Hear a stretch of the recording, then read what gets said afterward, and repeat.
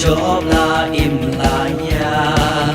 la ha bertega dong katma bat pun jing ekila da jing shan ya skem ha utrai indul klem jing kuslai shaprang samla shadu jing job in he shaprang samla shadu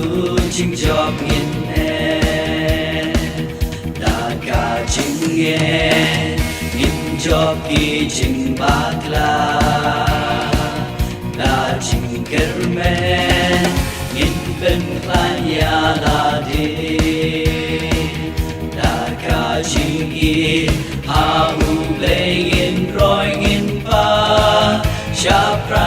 shaprang in tur samla ban job la im la ya shaprang in tur samla ban job la im la ya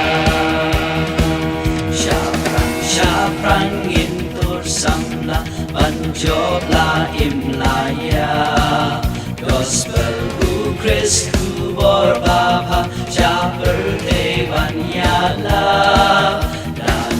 sajing imba jana kibriu yang ikinte ilong senang u Chris gospel bangin bena ilong senang u Chris gospel bangin bena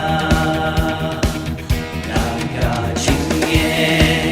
injok ki jing bakla jing kerme min ben klan ya la de dar ka jing ye ha u in roi in pa